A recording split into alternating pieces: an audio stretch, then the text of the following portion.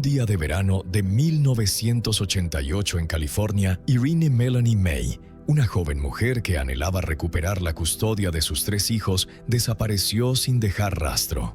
Todo comenzó con una pequeña disputa por joyas y muebles supuestamente robados, pero rápidamente escaló hasta convertirse en un ataque de ira sangriento. Lo que hace que este caso sea horrible e increíble es la forma en que Irene fue sometida a una tarde y noche de tortura salvaje, que incluyó la inyección de ácido de batería, golpes con una sartén de hierro fundido hasta fracturarle las rodillas y descargas eléctricas, solo porque se sospechaba que era una rata soplona y había compartido jeringas a pesar de tener hepatitis. Aún más extraño, aunque la principal asesina, Kerry Lynn Dalton, y sus cómplices fueron condenados a muerte y prisión, el cuerpo de la víctima Irene nunca fue encontrado. Es creíble la confesión detallada de los asesinos cuando un testigo, el propio marido de la víctima, afirmó haber visto a Irene un mes después del crimen. ¿Dónde está el límite entre la horrible verdad y un caso sin pruebas físicas más allá de los testimonios? El incidente ocurrió el día 26 de junio de 1988 en un lugar llamado Live Oak Springs, anteriormente Live Oak Spring, en el estado de California, Estados Unidos. Irene Melanie May tenía 23 años en ese momento. Tenía 3 hijos y un novio más joven llamado Bobby May. Según la información disponible, Irene y Bobby eran adictos a las sustancias prohibidas. Por esta razón, incluso habían perdido la custodia de sus hijos. Además, Bobby había sido encarcelado poco antes de que ocurriera el suceso, e Irene se enfrentaba al desalojo de su apartamento. Por decirlo suavemente, las cosas no le iban bien. Sin embargo, según un trabajador de bienestar infantil que cuidaba de sus hijos, Irene se estaba esforzando al máximo para encarrilar su vida y recuperar la custodia. Sin embargo, no tuvo éxito, pero no nos adelantemos demasiado. Debido a que estaba a punto de ser desalojada, la joven tuvo que empezar a buscar un apartamento nuevo. La mejor amiga de Irene, Cheryl Ann Baker, y su novio George la ayudaron a trasladar sus pertenencias a un almacén. Mientras hacían esto, una mujer de 39 años llamada Kerry Lynn Dalton fue a ver el antiguo apartamento de Irene. Cheryl y Kerry habían vivido juntas en ese apartamento. Algún tiempo antes, Kerry había sido arrestada y acababa de ser liberada de su detención. Al reencontrarse con viejos amigos, Cheryl apartó a Kerry para hablar en privado sobre Irene.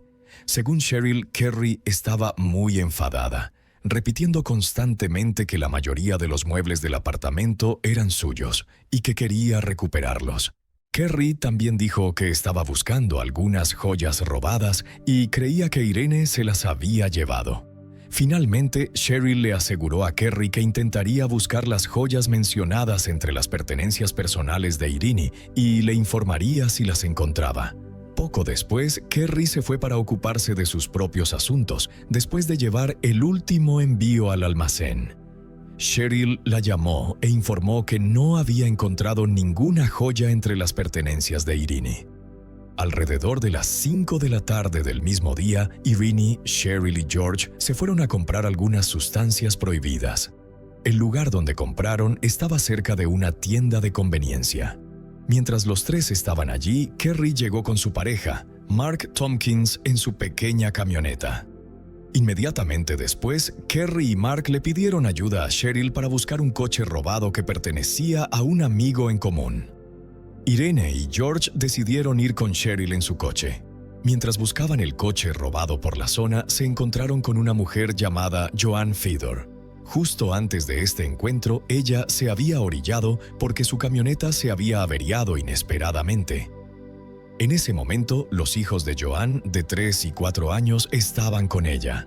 Finalmente, el grupo que buscaba el coche robado se ofreció a llevar a sus hijos a su casa rodante, y ella aceptó. A la mañana siguiente, temprano, Kerry y Cheryl condujeron en secreto hasta la casa de George. Irene era básicamente la única que lo conocía, por lo que los demás temían que pudiera ser algún tipo de informante de la policía. Sin embargo, no encontraron nada que indicara que realmente lo fuera. Cuando regresaron a la casa rodante, Kerry inmediatamente le arrebató el bolso a Irene. Volcó el bolso y tiró todo lo que había dentro al suelo.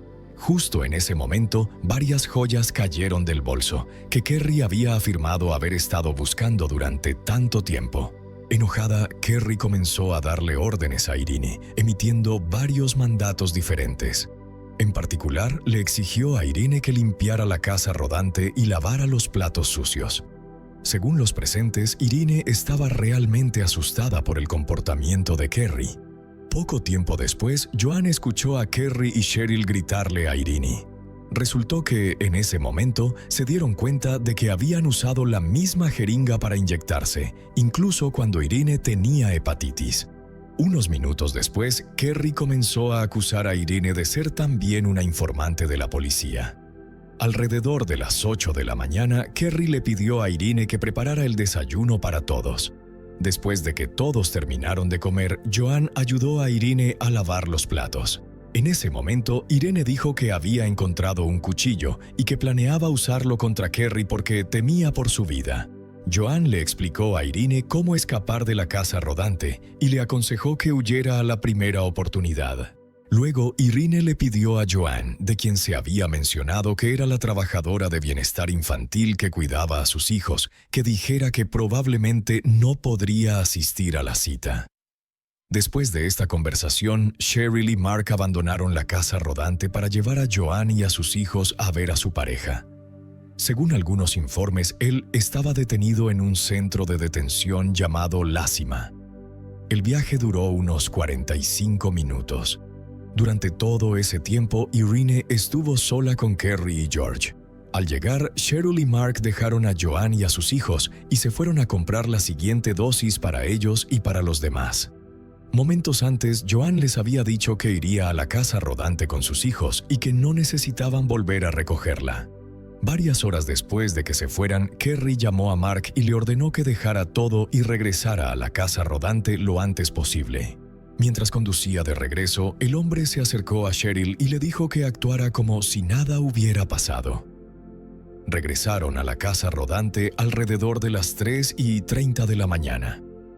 Cheryl entró primero en la cocina y encontró a Irene atada a una silla y cubierta con una sábana. Kerry dijo que ella e Irene habían luchado y que ella había intentado escapar.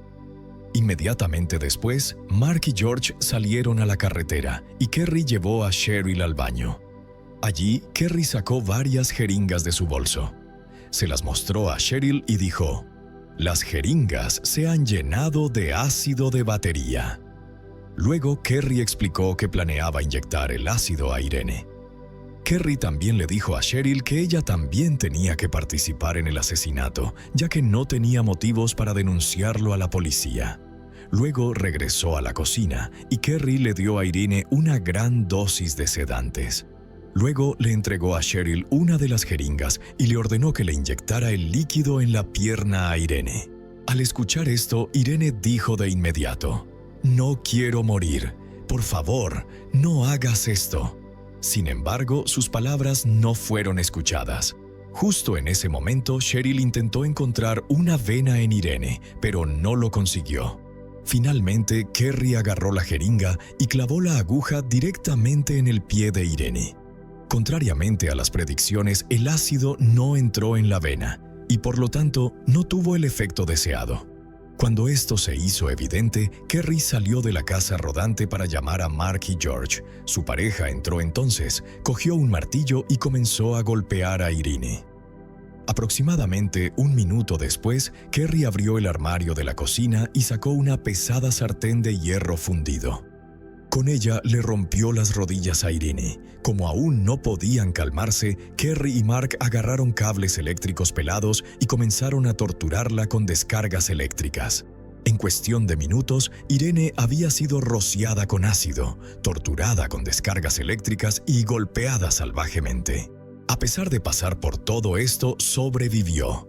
Finalmente, Mark la torturó por un momento con un destornillador y luego la apuñaló 2 veces en el pecho. Inmediatamente después de la segunda puñalada, Irene murió. Luego, Kerry y Cheryl limpiaron, mientras Mark y George envolvieron el cuerpo de Irene en una sábana y lo pusieron en la camioneta. Luego llevaron el cuerpo a la reserva india más cercana y lo desmembraron en muchos pedazos pequeños. Se sabe que enterraron cada parte en diferentes áreas de la reserva para dificultar el trabajo de la policía. Mientras los dos hombres estaban ausentes de la casa rodante, Kerry y Cheryl comenzaron a recoger los elementos que habían utilizado para torturar y asesinar a Irene. Joanne regresó a casa con sus hijos alrededor de las 5:30 de la tarde. En ese momento, la casa rodante todavía estaba en desorden. Además, según su testimonio, varias sábanas, una silla y algo de ropa habían desaparecido de la casa rodante. Finalmente, Joanne le preguntó a Kerry qué había pasado durante su ausencia. Ella respondió que había tenido una pelea acalorada con Irene y la había echado de la casa rodante. Kerry también dijo que se había cortado accidentalmente la mano con un cuchillo y había manchado algunas sábanas con sangre y que las llevaría a lavar. Volviendo a Mark y George, regresaron a la casa rodante alrededor de las 8 de la tarde. Según Joanne, ambos hombres estaban cubiertos de polvo y tierra de pies a cabeza. En el otro extremo, Kerry, Mark y George habían abandonado la casa rodante. Justo cuando se fueron, Joanne llamó a la policía e informó sobre el incidente y el comportamiento misterioso de los demás. Mientras esperaba a las autoridades, descubrió varias manchas de sangre, un destornillador con cabello y piel humana en la punta y una pastilla de jabón con marcas de dientes. El ayudante del sheriff David Wilson llegó a la casa de Joanne alrededor de las 9 de la tarde. Según él, inmediatamente notó que ella estaba bajo la influencia de sustancias prohibidas.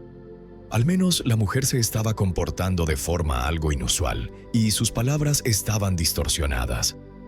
El ayudante del sheriff le preguntó a Joanne qué era exactamente lo que faltaba en su casa rodante. Ella respondió que faltaba un cubo de basura amarillo.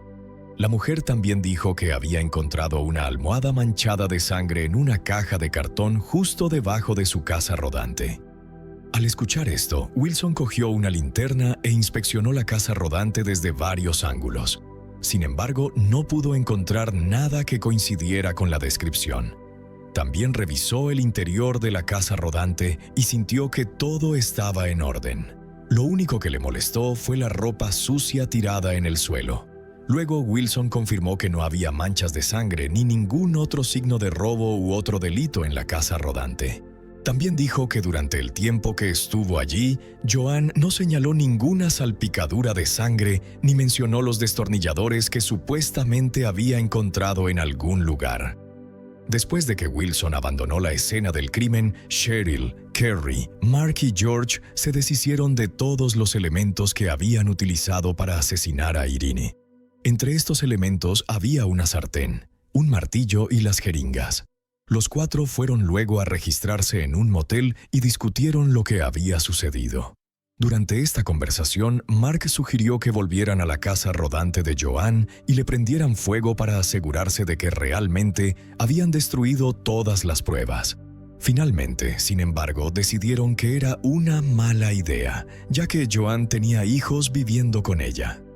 Inmediatamente después de que Irene desapareciera, comenzaron a circular rumores de que algo le había pasado. Cheryl afirmó que realmente temía que Kerry y Mark la mataran algún día para que no denunciara a la policía lo que sabía. También afirmó que Kerry había discutido la situación con ella e incluso le sugirió que atacara a Mark para poder culparlo si encontraban el cuerpo de Irene. Después de un tiempo, una trabajadora de servicios de protección infantil que estaba cuidando a los hijos de Irene informó de su desaparición. Alrededor de este tiempo, las cosas comenzaron a volverse mucho más extrañas. Se creía que Bobby May, el marido de Irene, no la había visto desde el 17 de junio de 1988. Esto se debía en gran parte a que estaba en prisión. Sin embargo, el propio Bobby afirmó haber visto a Irene una vez después de ser liberado en julio de ese año, y no la había visto desde entonces.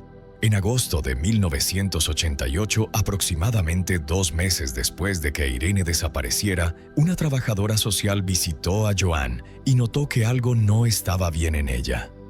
Según ella, la mujer parecía ansiosa, o más bien asustada. Cuando le preguntó qué pasaba, Joanne se levantó y le pidió que la siguiera. La condujo a través de la casa rodante y le mostró pequeñas manchas que parecían sangre.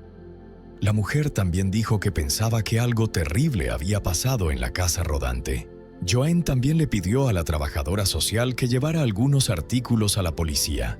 Entre estos artículos había un cuchillo pequeño y un calentador portátil, que, según ella, también tenían manchas de sangre. La trabajadora social cumplió con esta solicitud y llevó todos los artículos a la policía. El día 15, los detectives buscaron rastros de sangre en la casa rodante de Joanne. Sin embargo, no pudieron encontrar ninguno.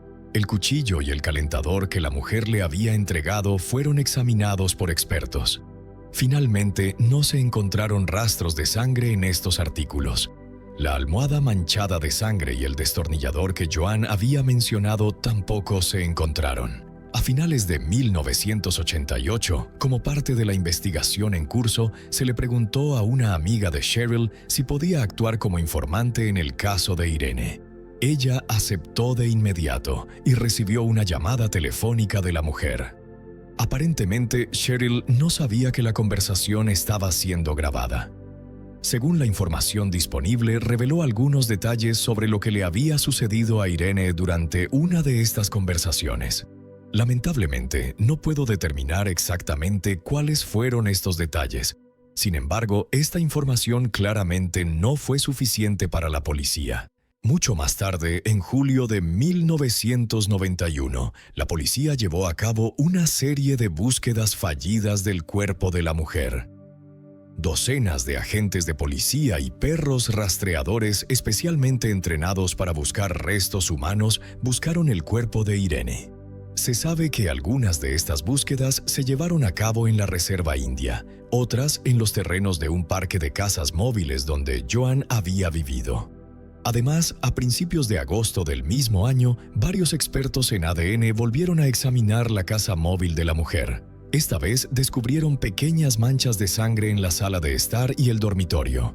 Inmediatamente después, el mismo mes, se llevaron a cabo más pruebas en la casa móvil. Sin embargo, debido a la pequeña cantidad de sangre y al largo periodo de tiempo transcurrido desde que aparecieron las manchas, las muestras no arrojaron los resultados deseados. El 31 de octubre de 1991 se le pidió a Joanne que identificara a las personas que ella creía que habían estado en la casa móvil justo antes de que Irene desapareciera. Finalmente identificó a Kerry, Mark y Cheryl basándose en sus fotos en los archivos policiales. En ese momento, la policía había recibido otro informe anónimo, en el que alguien afirmaba que Kerry, Mark, Cheryl y un hombre llamado George habían asesinado brutalmente a Irene. Que yo sepa, desde 1988 hasta 1992, Kerry, Mark y Cheryl fueron llevados repetidamente a la comisaría para ser interrogados. Pero no fue hasta 1992 que la investigación finalmente avanzó. Ese año, Kerry, Mark y Cheryl fueron arrestados. Inmediatamente después, Cheryl, quien sabía que su conversación con su amiga había sido grabada, hizo la primera de muchas confesiones. Inicialmente, la mujer afirmó que no sabía quién estaba debajo de la sábana ese fatídico día. Sin embargo, luego cambió su testimonio. Cheryl confesó haber participado directamente en la tortura y el abuso de Irene y relató en detalle lo que había sucedido. En su nueva confesión, también implicó a Mark, Kerry y George. Sin embargo, la policía nunca lo encontró. No creo que ni siquiera estuvieran seguros de que ese fuera su nombre real. Mientras tanto, Mark también hizo una confesión y relató su participación en el crimen. Kerry, por otro lado, siguió manteniendo su inocencia, afirmando que los testimonios de Cheryl y Mark habían sido fabricados por la policía y no eran ciertos. En cualquier caso, se presentaron cargos contra los tres. Aunque Kerry continuó afirmando que no mató a Irene, otras personas dijeron lo contrario. Se sabe que una de ellas era una mujer llamada Lori Kahle. Ella estaba en la misma celda que Kerry después de que se la acusara de asesinato. Según ella, Kerry le había contado personalmente cómo ella, Cheryl, Mark y otra persona, Irene, la habían matado, y que todo sucedió en un lugar llamado Live Oak Springs. Otra persona que testificó contra Kerry fue su amiga íntima, Patricia Collins. Ella había escuchado rumores sobre el destino de Irene y decidió preguntarle a Kerry por qué lo había hecho. Según Collins, Kerry respondió que Irene era una rata soplona que merecía morir. No dio más detalles.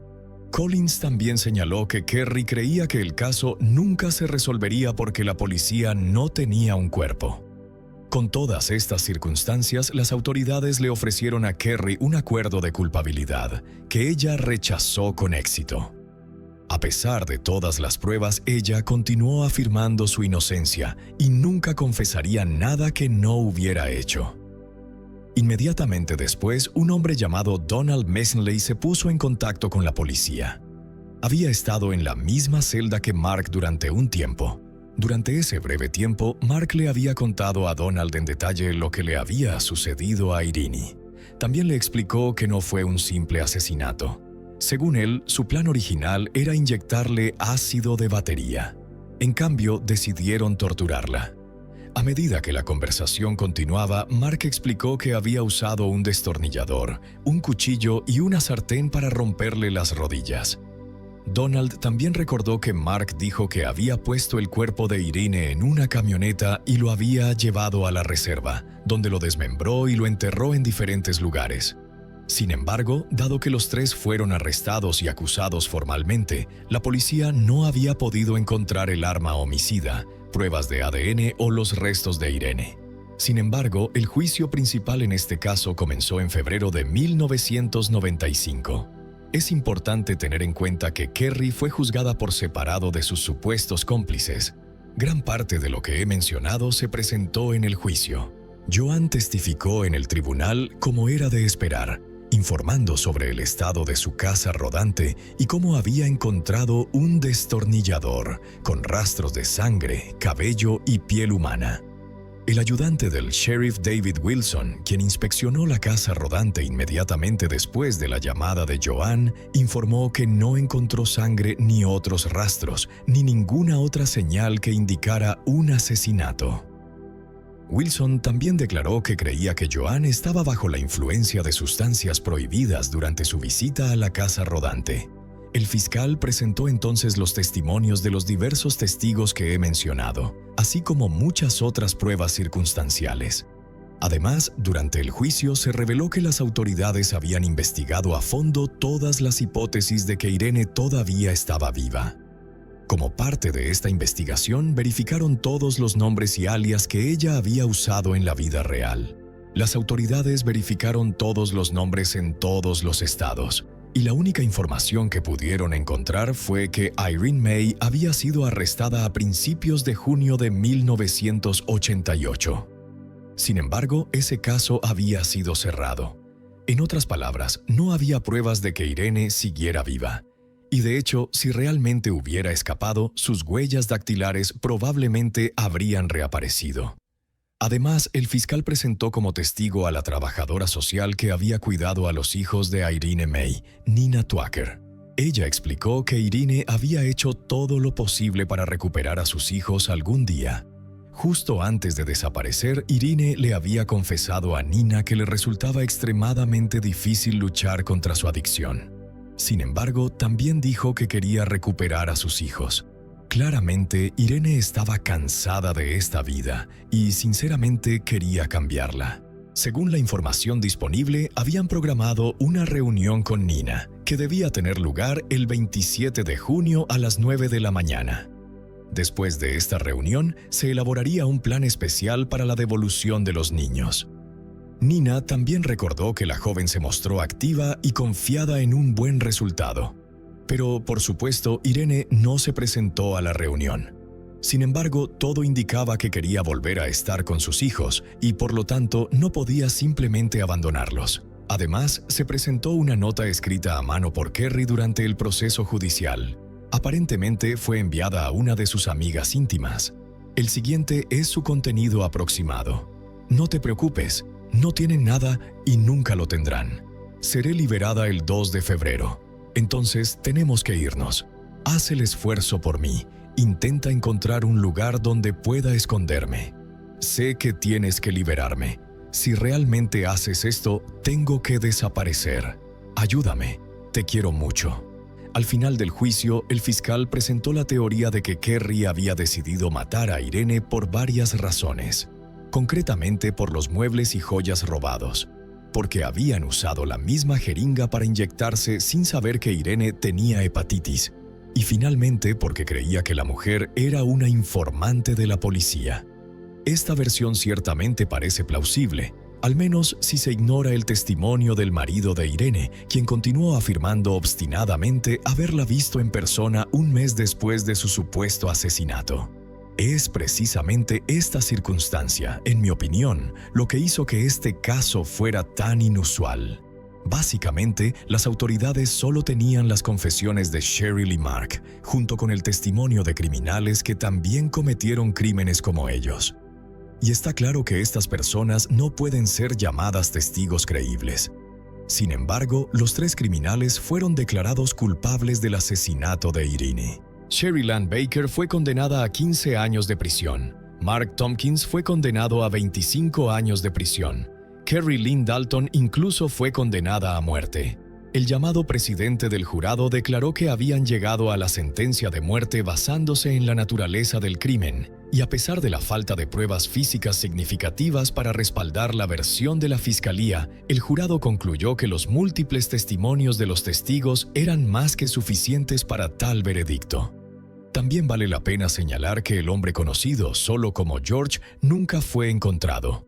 Lo mismo ocurre con los restos de Irene May. Kerry Lynn Dalton todavía se encuentra en el corredor de la muerte y continúa manteniendo su inocencia. Su hermana, Victoria Ann Thorpe, mantiene un blog para apoyarla. Thorpe cree firmemente que su hermana es inocente. Incluso escribió un libro para tratar de demostrar su inocencia. Muchas personas consideran este caso bastante extraño por varias razones. Una de estas razones es el hecho de que alguien fuera condenado a pesar de la falta de pruebas físicas. A muchos también les resulta extraño que Bobby May afirmara haber visto a Irene en julio de 1988, aproximadamente un mes después de su asesinato real.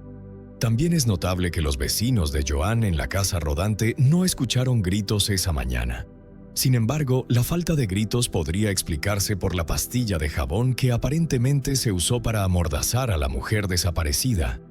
A pesar de la condena a muerte para Kerry Lynn Dalton y las largas penas de prisión para Mark Tompkins y Cheryl Ann Baker, este caso sigue envuelto en escepticismo y preguntas sin respuesta. La falta de la prueba física más importante, el cuerpo de la víctima, Irene Melanie May, ha hecho que muchos lo consideren uno de los casos más extraños. El impactante testimonio del marido de la víctima, Bobby May, sobre haber visto a Irene después de su supuesta muerte no hace más que aumentar el misterio. Aunque el jurado creyó que los testimonios de los testigos y cómplices eran suficientes para condenar, detalles escalofriantes como el uso de una pastilla de jabón para amordazar a la víctima, que explica el silencio inusual, no logran disipar por completo la sensación de que este caso aún tiene muchos cabos sueltos. Hasta el día de hoy, mientras Kerry Lynn Dalton sigue afirmando su inocencia desde el corredor de la muerte, la verdad sobre el destino de Irene May y su lugar de descanso final sigue siendo un secreto escalofriante, que desafía al sistema legal y a la conciencia pública.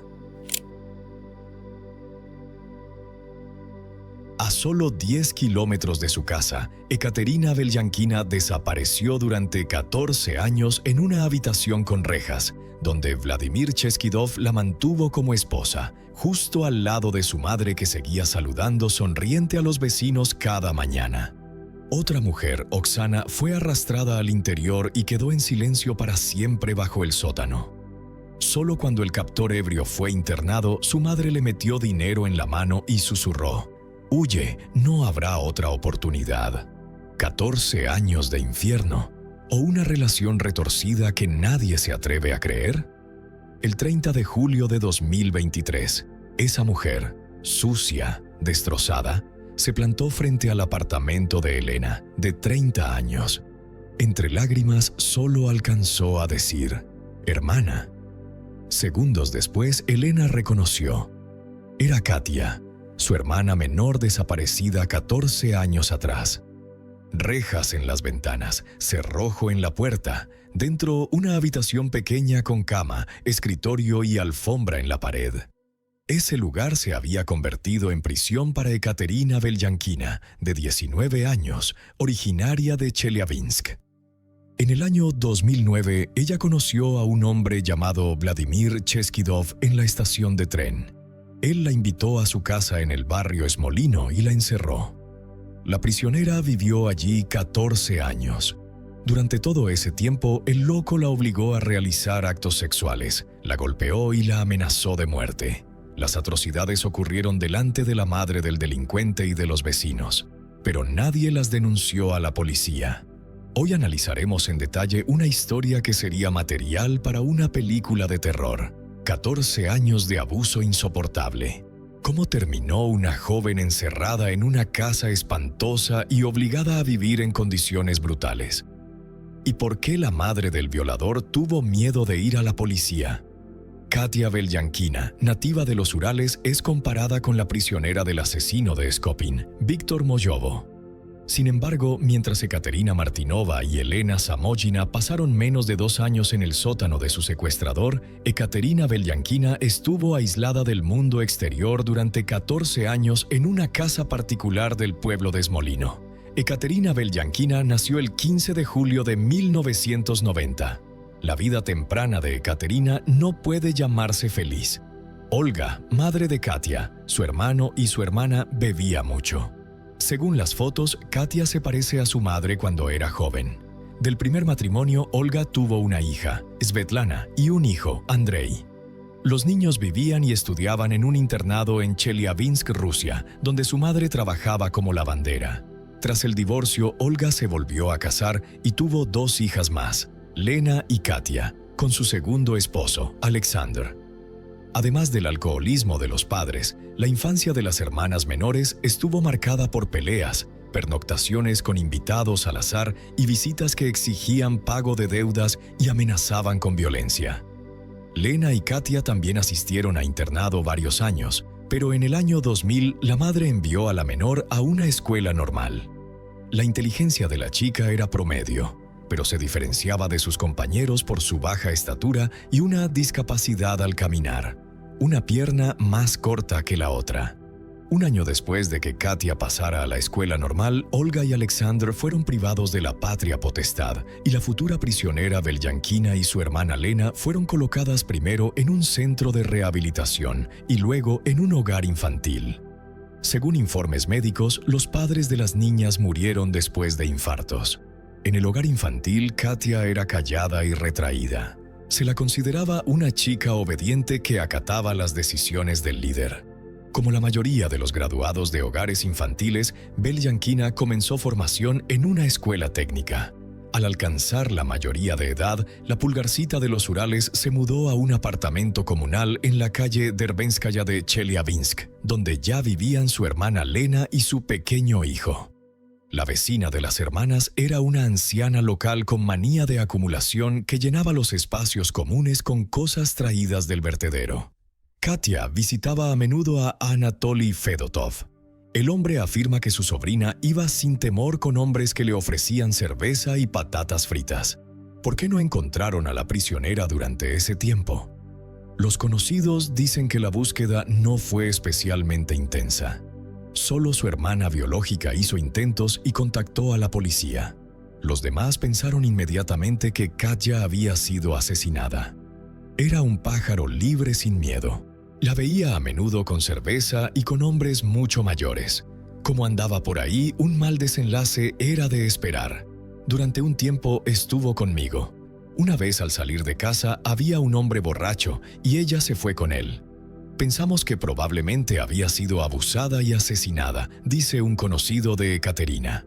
En el año 2009, la joven de 19 años conoció a un hombre de 37 en la parada de autobús Sinie-Gori de Chelyabinsk. Empezaron a hablar. Él le ofreció alcohol y luego la invitó a su casa. La joven aceptó y fue con él a Smolino, donde pasaron tiempo juntos.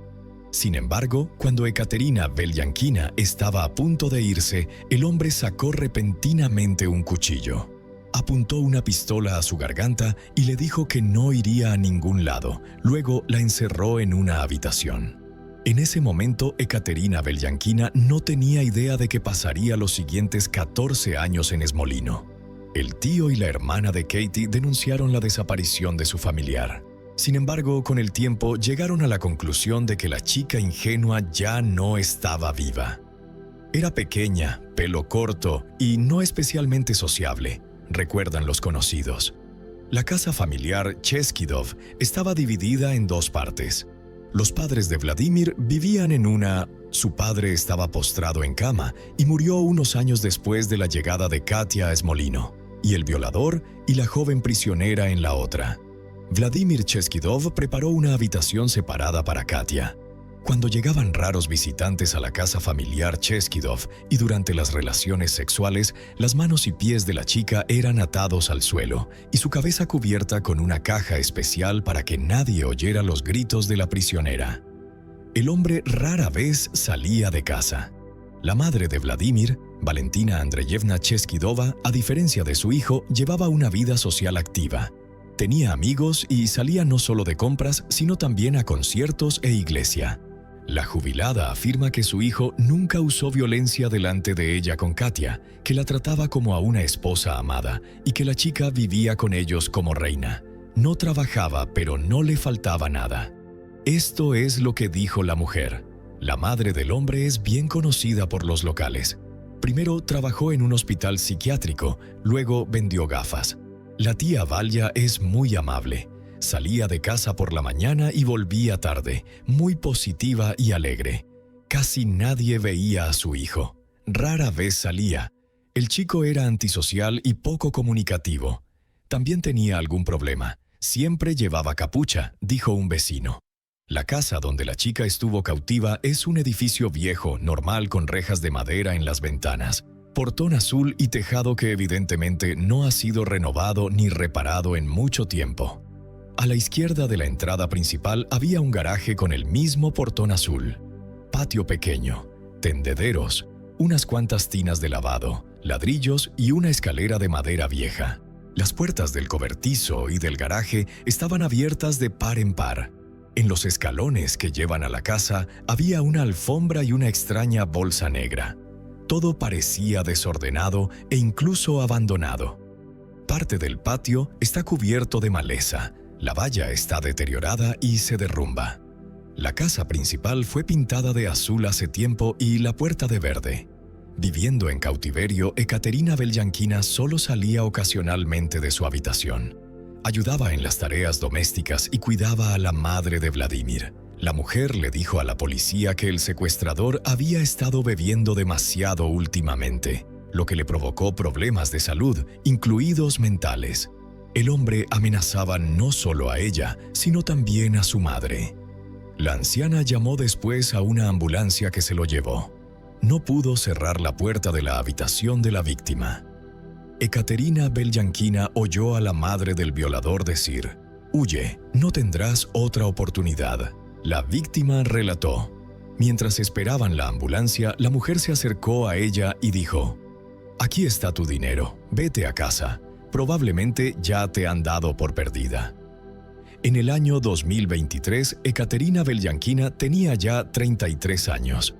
Tras lo vivido, ya no recordaba los datos de contacto de sus familiares, solo la dirección de su hermana, a la que corrió. Durante 14 años, Ekaterina Belyankina estuvo prisionera a solo 10 kilómetros de su casa, al otro lado del lago Smolino. Katia llegó hasta su hermana Lena, que ya no esperaba ver viva a su hermana menor, y juntas las dos mujeres de Chelyabinsk presentaron denuncia policial. Vladimir Cheskidov y Valentina Andreyevna Cheskidova fueron detenidos, pero la jubilada fue liberada bajo fianza a la espera de la decisión judicial. Sin embargo, los investigadores lograron establecer que Ekaterina Belyankina no fue la única víctima. A finales de 2010, el hombre atrajo a otra mujer a su casa, mayor y más alta que Belyankina. Cuando ella se resistió, él la mató. Sin embargo, los investigadores solo supieron esto tras interrogar a Ekaterina Belyankina. Posteriormente se hallaron restos humanos en la propiedad. Según Ekaterina Belyankina, otra mujer, Oksana, estuvo en la casa con ella durante el primer año de cautiverio. Vladimir Cheskidov la mantenía encadenada en un corral. La mujer también conoció al hombre en la estación de tren, probablemente siguiendo el mismo patrón. Él la invitó a beber. La joven no pudo escapar. En el verano de 2011, él apuñaló a Oksana en la cabeza con un cuchillo. Luego llevó a Ekaterina Belyankina y mató a la víctima delante de ella con 2 fuertes golpes de martillo en la cabeza. Vladimir Cheskidov escondió después el cuerpo en un barril e intentó quemarlo sin éxito. Lo desmembró y apiló los restos en el sótano. Ekaterina Belyankina no sabía qué hizo Vladimir Cheskidov con ellos. Posteriormente, los expertos forenses pudieron crear un retrato robot de la víctima. Sin embargo, hasta el día de hoy no han podido establecer su identidad ni localizar a sus familiares. Las fuerzas del orden iniciaron la investigación. Vladimir Cheskidov nació el 21 de julio de 1972. Desde niño vivió en el pueblo de Smolino, en Chelyabinsk. Allí, en la calle Festivalnaya, se alza una pequeña casa de madera que aún inspira miedo a los locales. Todo parecía normal, salvo que no tenía amigos. Según conocidos, el chico siempre fue solitario y nunca invitaba amigos, probablemente porque sus padres discutían. Terminó 10º grado y luego se perdió. En 1986, con 17 años, algunos vecinos sabían que estaba enfermo mental, pero no notaron nada peligroso en su comportamiento. Tras salir de prisión, volvió a Smolino y apenas contactaba con otros. Sin embargo, conoció y se casó con una mujer. ¿Qué salió mal y dónde desapareció su esposa no se sabe? Según la madre de Vladimir Cheskidov, vive en Ekaterimburgo. La pareja no tiene hijos. Los investigadores deben ahora determinar si la esposa es otra víctima del asesino. La amiga de la madre no sabía que él había cumplido condena. Sin embargo, recordaba que el hombre le regaló una vez un icono, uno de los que compró en la iglesia y que le gustó a Nadezhda Ivanovna. Un vecino dijo que el sospechoso se comportaba de forma extraña. Hablaba de algo y de repente cambiaba de tema. Según ella, Vladimir Cheskidov era callado y poco sociable. Su padre, un anciano que había trabajado como ingeniero en una caldera, había muerto. Vladimir Cheskidov no trabajaba. Vivían de la pensión de la madre y presumiblemente del alquiler de su apartamento en Chelyabinsk. También había pequeños ingresos por venta de gafas. Su madre las vendía a los transeúntes desde una mesa. Un residente del pueblo de Smolino recordaba que la madre de Vladimir Cheskidov mencionó una vez que él estaba bien y supuestamente vivía con una novia, lo que despertó sospechas entre los locales. En general, Valentina Andreyevna Cheskidova hablaba poco de su hijo y algunos aldeanos sospechaban que la vida feliz de Vladimir Cheskidov era invención de la anciana. La casa particular de Cheskidov, donde se retenía a los prisioneros, estaba muy abandonada. Se encontró alcohol, pero él bebía poco. Además, las fuerzas de seguridad que lo trataron lo describieron como bastante inteligente. La hermana buscó a Katia y contactó a la policía varias veces. Primero, en el año 2009, cuando Ekaterina Belyankina desapareció, fue incluida en la lista de buscados, pero la búsqueda no tuvo éxito. Luego, en 2018, la hermana de la joven necesitaba un certificado de que su familiar había sido reportado desaparecido para solicitar derechos de propiedad. En ese momento no había rastro de la persona desaparecida. Es notable que Katia no fue reportada oficialmente desaparecida hasta después de 2018, lo que significa que o bien su hermana no presentó denuncia o el informe se perdió. Según la víctima, Vladimir Cheskidov la encerraba en su habitación cuando ella salía de casa y a veces incluso la ataba a la mesa. El resto del tiempo podía moverse libremente por la casa y ayudaba a la madre anciana con la limpieza y la cocina. Después de un tiempo, Vladimir Cheskidov comenzó a mantener relaciones sexuales regulares con la víctima, sin usar fuerza ni amenazas. Ekaterina Belyankina informó que Vladimir Cheskidov la torturaba sistemáticamente, eligiendo ocasiones cotidianas triviales para hacerlo. Según la prisionera, Vladimir Cheskidov abusó de ella aproximadamente 1000 veces durante los 14 años de cautiverio. Sin embargo, muchos se preguntaban por qué Ekaterina Belyankina no quedó embarazada y cuestionaban sus declaraciones sobre el abuso. Posteriormente, el propio asesino declaró en el juicio que no había forzado a la prisionera a mantener relaciones sexuales, sino que simplemente vivía con ella. Tras su escape, fue llevada a un centro de rehabilitación para recibir ayuda psicológica. En cuanto a posibles penas por otros delitos, no se descarta que Vladimir Cheskidov reciba tratamiento obligatorio en lugar de prisión. Los psiquiatras deben evaluar su cordura. Los cuadernos con numerosas notas encontrados en los registros pueden ayudarles. El contenido será examinado cuidadosamente por expertos. Vladimir Cheskidov tiene ahora 52 años. Parece mayor, expresión sombría, numerosas arrugas, cabello ralo y la calvicie comienza a aparecer. La audiencia con testimonios de testigos tuvo lugar el 9 de julio. El juicio se celebró a puertas cerradas. Valentina Andreyevna Cheskidova, de 72 años, fue acusada de secuestro. La investigación muestra que ayudó a su hijo a retener a Ekaterina Belyankina y a Oksana. Valentina Andreyevna Cheskidova declaró en el juicio lo siguiente: «Tengo 72 años, nací en el distrito de Satka, me gradué en la escuela de Satka y soy enfermera de campaña.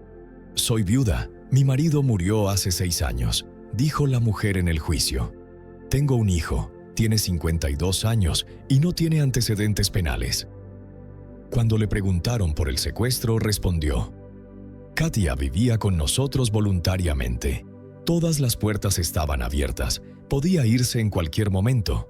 La madre de Vladimir Cheskidov argumenta: «Él será responsable de quitar una vida, independientemente de si está loco o no». E inmediatamente después asegura: «Yo no sabía nada y no vi lo que pasaba detrás de la puerta de la habitación de Vladimir Cheskidov y Katia. No los golpeó en mi presencia. Salía todos los días a trabajar y los dos se quedaban en casa, muy sencillos. Echaban trigo sarraceno en la olla, lo comían y lo acompañaban con agua. Esa era su dieta. Reían mucho, vivían, digamos, como pegados. No puedo decir nada malo de Katia. No bebe, no fuma. Ni siquiera bebían con mi hijo en las fiestas», recuerda la mujer. Para los cumpleaños de la supuesta nuera compraba golosinas y regalos. La última vez le regaló un vestido y champú. Así vivían. La mujer Valentina Andreyevna Cheskidova también está programada para ser internada en una clínica de evaluación psiquiátrica forense, pero actualmente no hay plazas y espera su turno. Vive tranquila en su casa y asiste a la iglesia. También se descubrió que un vecino había entrado en la casa para reparar la fontanería. Sin embargo, no notó nada extraño, salvo que la casa estaba terriblemente sucia. En el momento de este vídeo, el juicio contra el asesino sigue en curso. Otra pregunta que muchos se hacen: ¿por qué la prisionera no logró escapar durante todos estos años? Hay varias razones. Durante el registro, las fuerzas de seguridad encontraron una estructura especial en la casa a la que Ekaterina Belyankina era atada constantemente, con la boca tapada. Y sí, había rejas ciegas en las ventanas de la habitación donde la retenían. A lo largo de los años, la dejaron salir a la calle 2 o 3 veces, no más allá del huerto. Cuando él salía, la ataba a una estructura casera hecha de tablas y vigas. Le tapaba la boca con cinta y listo. Cuando estaba en casa, pasaba casi todo el tiempo con ella, jugando al ajedrez. Es un buen ajedrecista y asistió a una escuela de ajedrez, dijo el investigador. En teoría, Ekaterina Belyankina podría haber escapado antes, creen las fuerzas de seguridad. ¿Por qué no lo hizo? Es más una pregunta para psicólogos. Tal vez entró en juego el síndrome de Estocolmo, o tal vez su miedo era demasiado grande. Según la madre del delincuente, Ekaterina Belyankina era pobre y se quedó en su casa, donde recibía comida gratis y techo.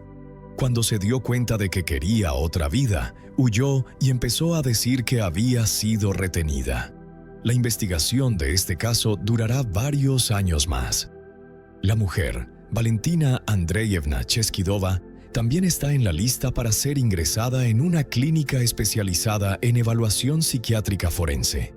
El procedimiento es obligatorio, pues está acusada de complicidad en secuestro y retención ilegal de personas. Sin embargo, actualmente el centro médico no tiene plazas libres.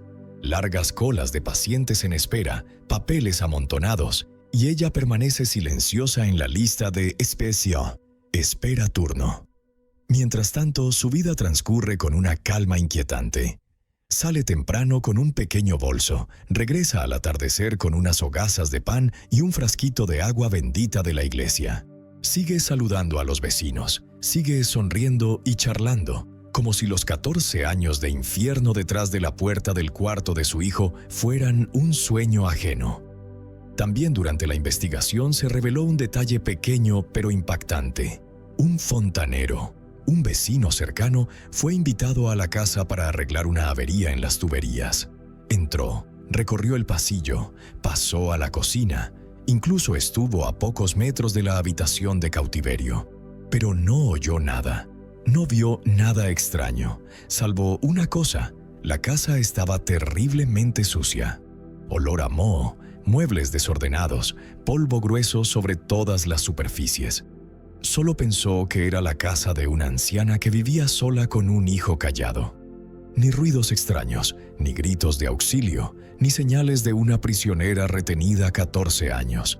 La puerta de la habitación de Ekaterina Belyankina siempre estaba cerrada y nadie preguntó jamás. En el momento en que se grabó este vídeo, el juicio contra el asesino, Vladimir Cheskidov, seguía en curso en un ambiente tenso y a puertas cerradas.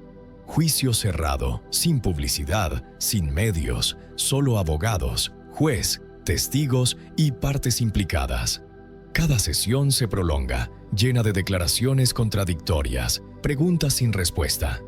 Y entonces la pregunta más grande que el público no deja de hacerse, que circula en redes sociales, en charlas junto al té: ¿por qué la prisionera no escapó durante 14 años? La respuesta no es simple. Durante el registro, las fuerzas de seguridad descubrieron una estructura especial fabricada artesanalmente en la casa. Un sistema de sujeción hecho de tablas de madera, cuerdas y cadenas de hierro. Ekaterina Belyankina era atada frecuentemente allí, con la boca sellada con cinta o paño, especialmente cuando llegaban visitas o cuando Vladimir Cheskidov debía salir. Las ventanas de su habitación estaban cegadas con rejas ciegas, del tipo especial que no permite ver afuera ni desmontar. Durante 14 años, solo la dejaron salir al exterior 2 o 3 veces y nunca más allá del huerto trasero.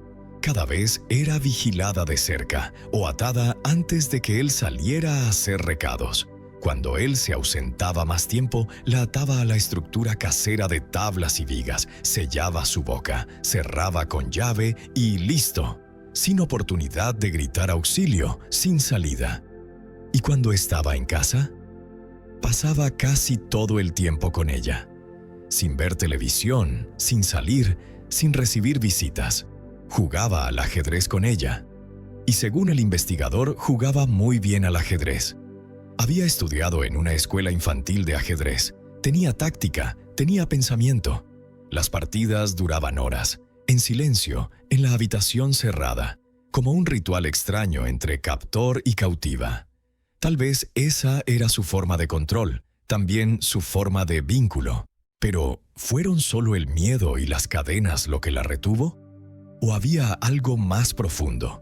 Un hilo invisible tejido con pobreza, aislamiento, dependencia, síndrome de Estocolmo, 14 años de lavado de cerebro que le hicieron creer que el exterior era más aterrador que el interior.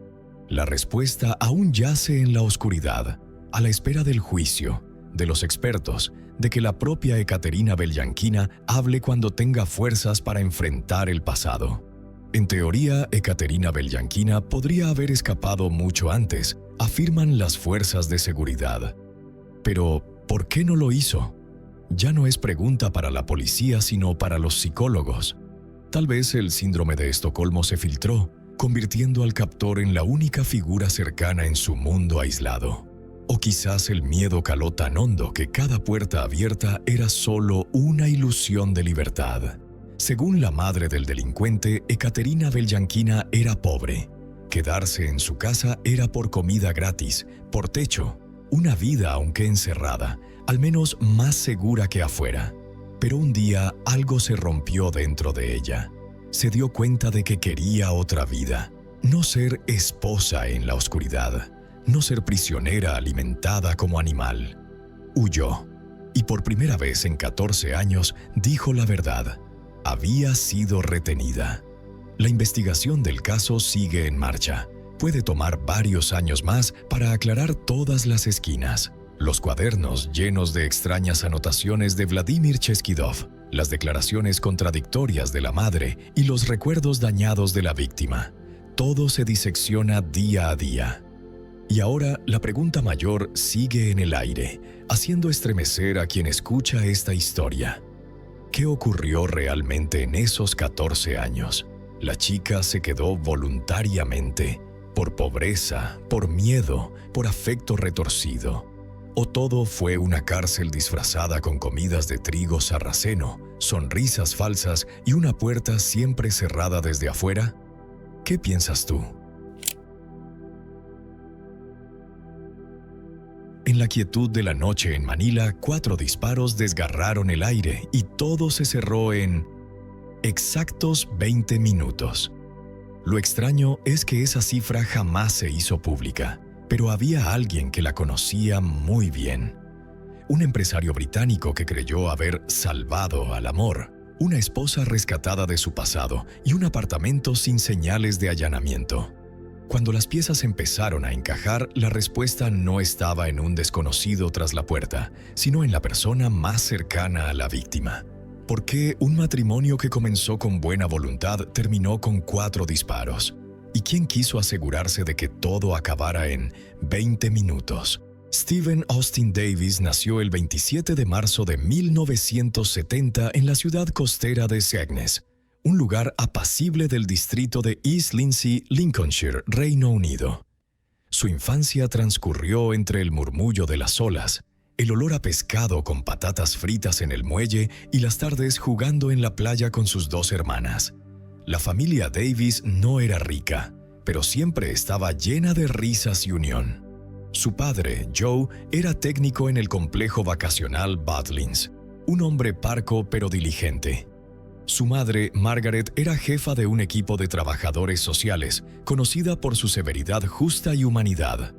En aquella casa cercana al mar, Stephen creció entre la disciplina de su madre, el cariño de su padre y el vínculo estrecho con sus hermanas, una base que parecía destinada a sostenerlo para siempre. Pero en 1979, cuando Stephen cumplió 9 años, la familia decidió mudarse a Nottingham. Con su carácter vivaz y juguetón, el niño se adaptó enseguida, convirtiéndose en el centro de cada reunión con su sonrisa contagiosa. Sin embargo, esa felicidad no duró. En 1984, cuando Stephen tenía apenas 14 años, ocurrió un golpe inesperado. Su padre sufrió un grave accidente de motocicleta y fue hospitalizado en estado crítico. De ser un muchacho despreocupado, Stephen se vio obligado a madurar de repente. Asumió responsabilidades en silencio, ayudó a su madre a cuidar de sus hermanas y aprendió a contener el miedo para convertirse en soporte de la familia. 2 años después, cuando Joe exhaló su último aliento tras un largo y doloroso tratamiento, Stephen ya no era el niño inocente de antes. Aquella pérdida le grabó una fortaleza profunda y un deseo ardiente de proteger a quienes amaba, a cualquier precio. Fue una pérdida enorme para toda la familia. Un dolor que parecía imposible de aplacar obligó a Margaret a hacerse fuerte, a ser madre y padre a la vez. Poco a poco se levantó y reconstruyó su vida y conoció a un hombre llamado Alan. Sereno, bondadoso, alguien que le devolvió la sensación de amparo tras años de duelo. Steven, ya un joven sensato, recibió la relación con alegría. Él y Alan se hicieron cercanos con rapidez. Aquel hombre no solo fue compañero de su madre, sino también una influencia positiva en la vida de Steven.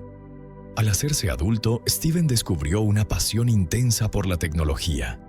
Le fascinaba el mundo de los chips, los circuitos y los lenguajes de programación, un universo que podía crear con su mente y un teclado. Pasaba horas frente a un ordenador viejo, escribiendo líneas de código, aprendiendo y experimentando sin descanso. Para él, la tecnología no era un pasatiempo, era un llamado verdadero. Tras graduarse, Steven empezó a trabajar en una empresa informática, donde pronto destacó por su creatividad y afán de superación. Su carrera se abría a paso firme hasta que apareció una gran oportunidad. Una compañía de Hong Kong lo contactó y le ofreció triplicar su salario si aceptaba trasladarse. Era un giro audaz, con riesgos, pero lleno de esperanza. La familia, especialmente Margaret, lo apoyó por completo. Ella siempre creyó que su hijo tenía la inteligencia, la entereza y la perseverancia para adaptarse a cualquier desafío. Así, a los 21 años, Steven dejó el Reino Unido con fe, ambición y el amor de su madre. Una nueva etapa comenzaba en Hong Kong. Allí, con su sonrisa cálida y su espíritu indomable, estaba a punto de entrar en el capítulo más exitoso y también más trágico de su vida. Los compañeros de Steven solían decir que era cálido, divertido y siempre tenía una sonrisa. De esos que, con solo aparecer, aligeran el ambiente. Aunque sus chistes no siempre eran brillantes, su manera de contarlos y esa mirada risueña conseguían que todos rieran de corazón. Debajo de esa vivacidad había un alma bondadosa y atenta. Steven era leal con los amigos, entregado a la familia y jamás dudaba en ayudar a quien lo necesitara. Pero esa misma bondad era su punto débil. Sus amigos notaban que Steven confiaba demasiado, siempre veía lo mejor en los demás, incluso en quienes no lo merecían. Aquella apertura le ganaba afectos, pero también lo hacía vulnerable en un mundo no siempre amable. Durante sus años en Asia, en medio del ritmo frenético de Hong Kong, Steven encontró por casualidad una nueva pasión: volar. Se unió a un club de aviación en Filipinas, a un corto vuelo desde Hong Kong.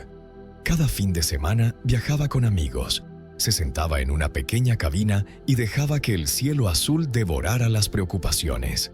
En ese espacio hallaba una libertad y una calma que el trabajo y la gran ciudad no podían darle. Quienes lo conocieron en Filipinas le tomaron cariño. El británico simpático, sociable, cercano y especialmente apreciado por las mujeres por su sinceridad.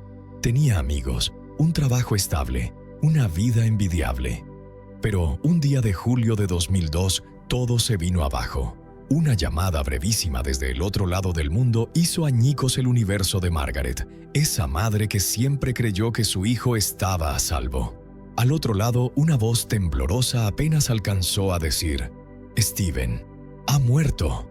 El que llamó fue Michael, colega cercano de Steven, con la voz ronca y tensa. Solo alcanzó a decir: «Steven tuvo un accidente y ha fallecido». Y la línea se cortó. Margaret quedó paralizada en la casa vacía, con zumbido en los oídos y la mente en blanco. No había logrado entender nada cuando, pocos minutos después, entró otra llamada. Esta vez, las palabras le detuvieron el corazón. No fue un accidente. A Steven lo asesinaron. Aquel día de verano marcó el inicio de una pesadilla de años para Margaret. El dolor por la pérdida se transformó en una llama de determinación inextinguible. Descubrir la verdad, por dura que fuese. La noche del 17 de julio de 2002, Steven y su colega canadiense, Michael, seguían trabajando en la sede de su empresa de programación en Manila. El proyecto importante estaba casi listo, y a las 10 en punto ambos salieron de la oficina, cansados pero satisfechos con el avance. Regresaron al apartamento alquilado cercano. Steven se quedó un rato para rematar unas líneas de código antes de dormir, mientras Michael condujo al aeropuerto para recoger a su novia, Jennifer, cuyo vuelo aterrizaba a las 10:30. Volvieron al apartamento alrededor de la 1 de la madrugada. Una hora después, en medio de la quietud, empezó el horror. La luz del pasillo titiló y se oyeron pasos suaves pero rápidos. Pensando que Steven bromeaba como siempre, Michael llamó en voz alta su nombre, pero en lugar de una respuesta alegre, 3 sombras irrumpieron derribando la puerta. Uno, veloz, empujó a Jennifer al baño y cerró con llave. Otro apuntó con una pistola negra a la cabeza de Michael y preguntó en tagalo, ¿es él? Para recibir una respuesta gélida, no. Registraron todo muy rápido. Tomaron el teléfono, la cartera y las llaves de Michael y no dijeron una palabra más. La mirada helada del hombre armado recorrió la estancia antes de que los 3 se dirigieran directamente a la puerta del dormitorio de Steven. La hoja, entreabierta, crujió con un clic suave y segundos después, 4 disparos estallaron, secos, desgarrando la noche. Michael quedó clavado en el salón, con el corazón desbocado y el cuerpo paralizado. Solo alcanzó a oír las pisadas apresuradas por la escalera y la puerta principal cerrándose. Cuando reunió el valor para abrir el dormitorio, la escena lo dejó mudo. Steven yacía inmóvil sobre la cama, la sangre empapando las sábanas blancas, el rostro aún sereno como si durmiera. No había pulso, no había respiración. Desesperado, Michael corrió hacia él, inició la reanimación y, con la voz temblorosa, llamó a emergencias, pero fue inútil. Cuando llegó la policía, él seguía junto al cuerpo de su amigo, con las manos manchadas de sangre señalando el pasillo. Luego miró al vecino, con voz rota por el miedo y la rabia. Esto es obra de Evelyn Bohol y Talaogan. Ese nombre, Evelyn Bohol y Talaogan, sonó como una maldición. Pero ¿quién era esa mujer? ¿Y qué la había convertido en el centro de un crimen tan frío? Para entenderlo, hay que volver al principio. A una isla lejana, sin electricidad, sin agua, donde el destino de estas 2 personas comenzó a cruzarse. Durham, Filipinas. Era una isla pequeña y remota, casi aislada del mundo exterior. Sin electricidad, sin agua corriente, sin alcantarillado. Un lugar donde cada tarde el sol se apagaba sobre techos de nipa torcidos y la noche caía con la oscuridad espesa de la pobreza. La vida allí era tan dura que ni los sueños parecían tener espacio para crecer. Allí nació Evelyn Bohol y Talaogan. Desde niña se acostumbró a la escasez. Comidas de arroz blanco con pescado seco, ropa usada que pasaba de una hermana a otra y pies descalzos endurecidos por la grava. Aún así, Evelyn era obediente, trabajadora y solidaria. A los 13 años, dejó la casa para ganar algo de dinero y ayudar a sus padres. Tejía esteras, hacía alfombras, lavaba ropa por encargo, cualquier labor que dejara unas monedas. Cada noche, tras jornadas extenuantes, se sentaba junto a la cama de su padre enfermo, acomodaba con cuidado la manta fina y miraba por la ventana por donde entraba el viento del mar, llevándose sus ansias de escapar de aquella vida estrecha. Se cuenta que a los 10 años Evelyn le dijo a su tía que quería trabajar en un bar para conocer a un extranjero y casarse con uno de ellos. Un sueño ingenuo, nacido de la desesperación y de los relatos embellecidos de quienes habían dejado la isla, prometiendo que con un extranjero la vida cambiaba. Años después, cuando tuvo la edad suficiente para marcharse, Evelyn emprendió de verdad ese camino. Dejó Durham, la isla sin luces y sin futuro, rumbo a donde creía que su sueño la esperaba. Pero no sabía que la ruta para salir de la pobreza era también la que la conduciría a una tragedia que el mundo recordaría con 2 palabras: crimen. De Durham a la ciudad de Ángeles se tardaba 2 días en barco y autobús. Aquella ciudad no era famosa por sus oportunidades, sino por su vida nocturna. Para muchas chicas como Evelyn era el único lugar donde ganar dinero rápido. Ángeles, apodada la capital del sexo, atraía turistas de todo el mundo. Chicas de apenas 12 años acababan trabajando allí, a veces mintiendo sobre su edad para ser contratadas en bares. Evelyn consiguió empleo en uno de esos bares. Bailaba, servía bebidas y poco a poco la obligaron a hacer más. Ofrecer servicios privados para sobrevivir, no por elección, sino por circunstancias. Lo odiaba. Buscó olvido en las drogas y confesó a su hermana que se sentía atrapada. Y entonces conoció a Steven. Se cruzaron precisamente en el bar donde ella trabajaba.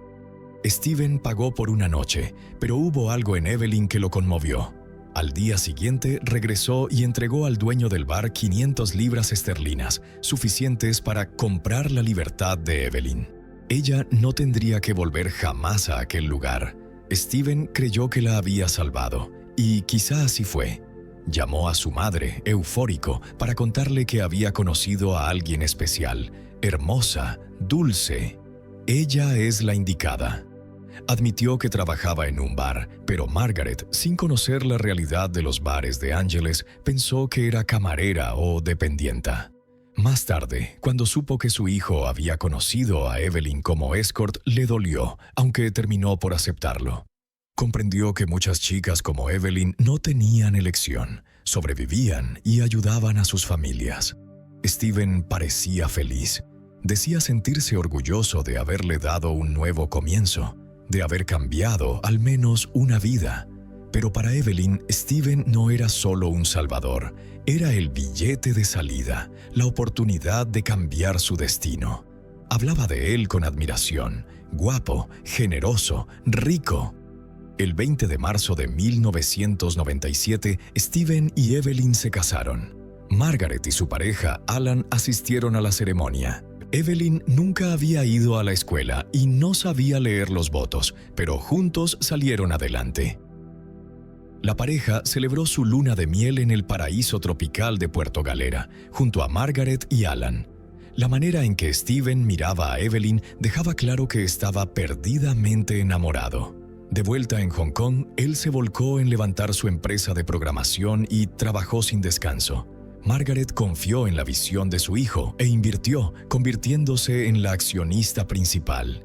En 1999 nació su primera hija, Jessica. 2 años después llegó su hijo, Joshua. La familia se mudó de Hong Kong a Ángeles y alquiló una casa en un barrio de alto nivel. El negocio prosperaba. Contrataron empleada doméstica y niñera. Steven mimaba a su esposa. Le daba 1,000 libras al mes para sus gastos personales y también apoyaba a sus suegros. Les construyó la única casa de ladrillo del pueblo y pagó los viajes para que visitaran con regularidad. Pero aquellas visitas eran extrañas. Tras su partida faltaban objetos, almohadas, enseres. Evelyn solo reía. Compramos nuevos. Con el tiempo ella cambió. Se volvió altiva. Hablaba con desdén y cada vez se centraba más en el dinero.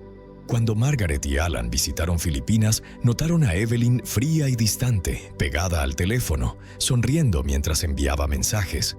Empezaron a sospechar de una infidelidad. Incluso su hermana la confrontó y Evelyn admitió: «No vamos bien Steven y yo. Estoy con alguien más». Era Arnold, un guardia de seguridad casado. Cuando su esposa se enteró, se marchó. Steven comenzó a notar que faltaba dinero. Al intentar llevar a su hija al jardín de infancia privado, descubrió que nunca la habían matriculado. El dinero que había dado a Evelyn había desaparecido. Incluso había empeñado su anillo de boda. Él, destrozado, supo que Evelyn gastaba sumas importantes en su amante, regalos caros e incluso una motocicleta. Intentó tomar distancia, aunque aún albergaba esperanzas de salvar la relación. Por último, le dio un ultimátum: devuelve el dinero, busca trabajo o vuelve a estudiar. Evelyn no cambió. Él le cortó los fondos y dijo que pensaba en divorciarse. Y entonces, en julio de 2002, Steven fue asesinado en el apartamento que compartía con Michael. 4 disparos, sin resistencia, sin señales de allanamiento. Un final brutal. Margaret voló de inmediato a Filipinas, destrozada. En la funeraria, Evelyn ya estaba allí, pero no se acercó, no compartió el dolor, no ofreció consuelo. Cuando Margaret intentó hablarle, ella se mostró fría y solo dijo: ¿Ha hablado con Michael? Seguro que vio a esos hombres. Estuvieron en la casa 20 minutos. Aquella frase dejó a Margaret helada. ¿Cómo sabía Evelyn que estuvieron 20 minutos si ese detalle no se había hecho público y la policía ni siquiera lo había confirmado? Solo alguien implicado podría saberlo.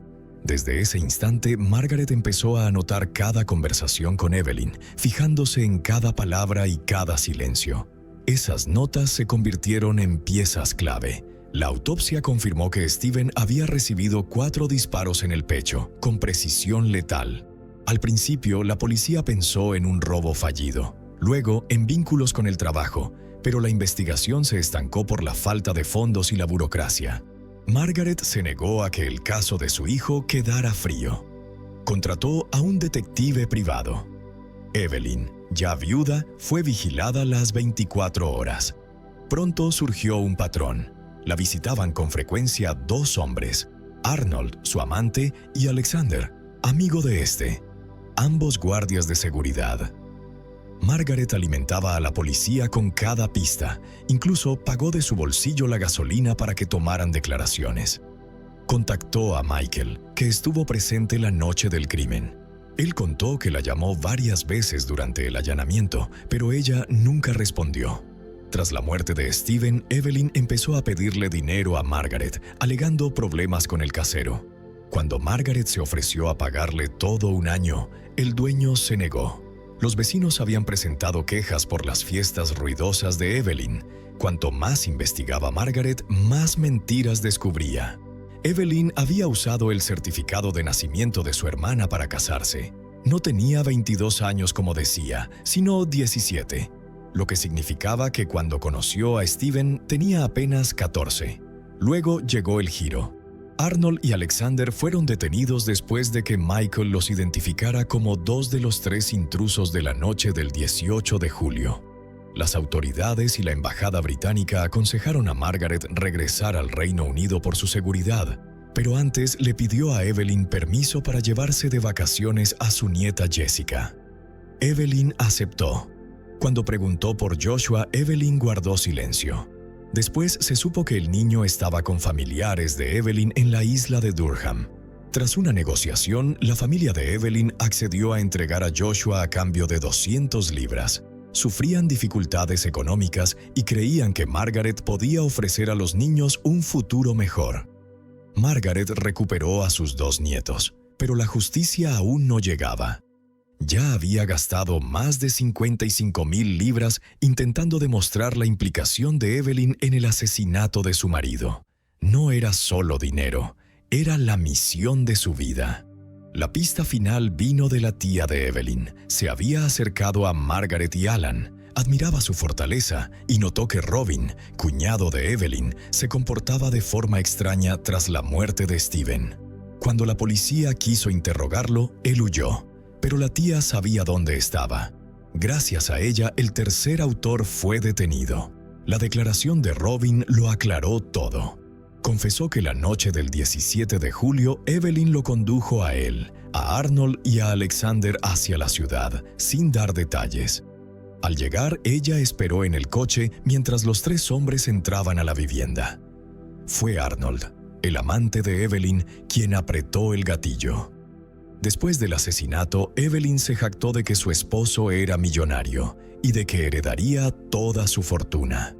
A Robin le concedieron inmunidad a cambio de su testimonio. Arnold y Alexander fueron condenados a 30 años de prisión.